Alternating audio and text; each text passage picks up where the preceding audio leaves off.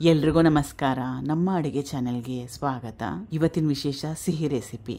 ಮನೆಯಲ್ಲಿ ಬಾಳೆಹಣ್ಣು ಜಾಸ್ತಿ ಉಳಿದಿದ್ದಾಗ ಟ್ರೈ ಮಾಡಿ ನೋಡಿ ಈ ರೆಸಿಪಿನ. ಇದು ಕಟ್ ಮಾಡಿ ಇಟ್ಕೊಂಡಿರೋ 5 ಚುಕ್ಕೆ ಬಾಳೆಹಣ್ಣು, ದೊಡ್ಡ ಬಾಳೆಹಣ್ಣು ಬರುತ್ತಲ್ಲ ಅದು. ಬಾಳೆಹಣ್ಣು ಚೆನ್ನಾಗಿ ಹಣ್ಣಾಗಿದ್ರೆ ಒಳ್ಳೆಯದು. ಇದನ್ನು ಮಿಕ್ಸಿ ಜಾರ್ಗೆ ಹಾಕ್ಕೊಂಡು ಸುಮಾರು ಒಂದು 10 ಸೆಕೆಂಡಷ್ಟು ರುಬ್ಕೋಬೇಕು. ತೀರನೇ ಜಾಸ್ತಿ ನುಣ್ಣಗೆ ರುಬ್ಕೊಳಕ್ಕೆ ಹೋಗಬೇಡಿ, ಸ್ವಲ್ಪ ತರ್ತರಿಯಾಗಿರಲಿ, ಬಾಳೆಹಣ್ಣು ಕಾಣ್ತಾ ಇರಲಿ. ರುಬ್ಬಲಿಕ್ಕೆ ನೀರನ್ನ ಹಾಕೊಳ್ಳೋ ಅವಶ್ಯಕತೆ ಇಲ್ಲ, ಕೇವಲ ಬಾಳೆಹಣ್ಣಷ್ಟೇ ಉಪಯೋಗ ಮಾಡಿ. ರುಬ್ಬಿದ್ದಾಗಿದೆ. 2 ರಿಂದ 3 ಚಮಚದಷ್ಟು ತುಪ್ಪ, ಬಾಳೆಹಣ್ಣ ರುಬ್ಬಿಟ್ಕೊಂಡಿದ್ನಲ್ಲ ಅದು. ಈಗ ಗ್ಯಾಸ್ ಸ್ಟವ್ನ ಲೋ ಫ್ಲೇಮ್ನಲ್ಲಿ ಇಟ್ಕೊಂಡು ಸುಮಾರು ಒಂದು 5 ರಿಂದ 6 ನಿಮಿಷ ಚೆನ್ನಾಗಿ ಬೇಯಿಸ್ಕೋಬೇಕು. ತಳ ಬಿಡಬೇಕು, ತಳಕ್ಕೆ ಅಂಟ್ಕೋಬಾರ್ದು. ಆ ರೀತಿಯಾಗಿ ಚೆನ್ನಾಗಾಗುತ್ತೆ. ಒಂದು 5 ನಿಮಿಷ ಆದಮೇಲೆ ಬೇಯಿಸ್ಕೊಂಡ್ರೆ ಆ ರೀತಿ ಆಗೋವರೆಗೂ ಬೇಯಿಸ್ಕೋಬೇಕು. 5 ನಿಮಿಷ ಆದಮೇಲೆ ನೋಡಿ, ಈಗ ತಳಕ್ಕೆ ಅಂಟ್ತಾ ಇಲ್ಲ, ಸಪ್ರೇಟ್ ಆಗ್ತಾಯಿದೆ. ಈ ರೀತಿ ಆಗೋವರೆಗೂ ಬೇಯಿಸ್ಕೋಬೇಕು. ತುಪ್ಪ ಕೂಡ ಹಾಕ್ಕೊಂಡಿದ್ದವಲ್ಲ, ತುಪ್ಪ ಕೂಡ ಅದು ಕೂಡ ಬಿಡಕ್ಕೆ ಬಂದಿದೆ. ಇದನ್ನು ಬೇರೆ ಬಟ್ಲಲ್ಲಿ ತೆಗೆದಿಟ್ಕೋಬೇಕು. ಮತ್ತೊಂದು ಬಾಣಲೆ ಇಟ್ಕೊಂಡಿದ್ದೀನಿ.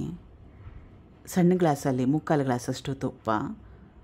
ಅಳತೆ ಮಾಡಲಿಕ್ಕೆ 1 ಕಪ್ ಅಥವಾ 1 ಗ್ಲಾಸ್ನ ಉಪಯೋಗ ಮಾಡಿ, ಸುಲಭ ಆಗುತ್ತೆ. ಅದೇ ಗ್ಲಾಸಲ್ಲಿ 1 ಗ್ಲಾಸಷ್ಟು ಗೋಧಿ ಹಿಟ್ಟು. ಗೋಧಿ ಹಿಟ್ಟಿಗೆ ಬದಲಾಗಿ ರವೆ, ಕಡಲೆ ಹಿಟ್ಟನ್ನು ಕೂಡ ಉಪಯೋಗ ಮಾಡ್ಬೋದು. ಈಗ ಚೆನ್ನಾಗಿ ಕಲಿಸ್ಕೊಂಡು ಗೋಧಿ ಹಿಟ್ಟಿನ ಬಣ್ಣ ಚೇಂಜ್ ಆಗಬೇಕು, ಸುವಾಸನೆ ಬರಬೇಕು, ಅಲ್ಲಿವರೆಗೂ ಹುರ್ಕೋಬೇಕು. ನೆನಪಿಂದ ಗ್ಯಾಸ್ ಸ್ಟವ್ನ ಲೋ ಫ್ಲೇಮ್ನಲ್ಲಿ ಇಟ್ಕೋಬೇಕು. ಸುಮಾರು ಒಂದು 10 ರಿಂದ 12 ನಿಮಿಷ ಬೇಕಾಗುತ್ತೆ, ಸ್ವಲ್ಪ ಟೈಮ್ ಜಾಸ್ತಿ ಬೇಕಾಗುತ್ತೆ. ಬೇಗ ಆಗಲಿ ಅಂತ ಹೈ ಫ್ಲೇಮ್ನಲ್ಲಿ ಇಟ್ಕೊಂಡ್ರೆ ಸೀದೋಗುತ್ತೆ, ಆಮೇಲೆ ಟೇಸ್ಟ್ ಕೂಡ ಕೆಟ್ಟೋಗುತ್ತೆ. ಅದಕ್ಕೋಸ್ಕರವಾಗಿ ನೆನಪಿಂದ ಲೋ ಫ್ಲೇಮ್ನಲ್ಲಿ ಇಟ್ಕೊಳ್ಳಿ. ಸುಮಾರು ಒಂದು 10 ರಿಂದ 12 ನಿಮಿಷ ಆದಮೇಲೆ ಗೋಧಿ ಹಿಟ್ಟಿನ ಬಣ್ಣ ಚೇಂಜ್ ಆಗಿದೆ, ಸ್ವಲ್ಪ ಲಿಕ್ವಿಡ್ ಥರ ಕೂಡ ಆಗಿದೆ, ಯಾಕೆಂದರೆ ಚೆನ್ನಾಗಿ ಹುರಿದಿದ್ದಾಗಿದೆ. ಅದಕ್ಕೋಸ್ಕರ ಅರ್ಧದಿಂದ 3/4 ಗ್ಲಾಸಷ್ಟು ಸಕ್ಕರೆಗೆ ಬದಲಾಗಿ ಬೆಲ್ಲ ಕೂಡ ಉಪಯೋಗ ಮಾಡ್ಬೋದು. ಸಕ್ಕರೆ ಹಾಕೊಂಡ್ಮೇಲೆ ಮತ್ತೊಮ್ಮೆ ಸುಮಾರು ಒಂದು 2 ನಿಮಿಷದವರೆಗೂ ಬಿಸಿ ಮಾಡ್ಕೋಬೇಕು. ಇದು ಚೆನ್ನಾಗಿ ಕುದೀತಾ ಇರೋ ನೀರು 3 ಗ್ಲಾಸಷ್ಟು. ಯಾವ ಗ್ಲಾಸಲ್ಲಿ ಗೋಧಿ ಹಿಟ್ಟನ್ನ ಅಳತೆ ಮಾಡಿ ಇಟ್ಕೊಂಡಿದ್ನಲ್ಲ ಸೇಮ್ ಗ್ಲಾಸ್ನ ಉಪಯೋಗ ಮಾಡ್ತಾಯಿದ್ದೀನಿ. ಸ್ವಲ್ಪನೇ ನೀರನ್ನ ಹಾಕೋಬೇಕು. ಬಾಣಲೆ ತುಂಬ ಬಿಸಿ ಇರುತ್ತೆ, ನೀರು ಕೂಡ ಬಿಸಿ ಇರುತ್ತೆ. ಅದಕ್ಕೋಸ್ಕರ ಗಂಟೇನಾಗೋದಿಲ್ಲ, ಚೆನ್ನಾಗಿ ಕಲಿಸ್ಕೋಬೇಕು, ಅದು ಮುಖ್ಯ. ಚೆನ್ನಾಗಿ ಕಲಿಸ್ಕೊಂಡಿದ್ದಾಗಿದೆ. ಗಂಟು ಒಂದು ಇಲ್ಲ. ಬಾಳೆಹಣ್ಣ ಬೇಯಿಸಿ ಇಟ್ಕೊಂಡಿದ್ನಲ್ಲ ಅದು. ಇಷ್ಟ ಇದ್ದರೆ ಏಲಕ್ಕಿ ಪುಡಿ ಅಥವಾ ಏಲಕ್ಕಿನ ಹಾಕ್ಕೋಬೋದು.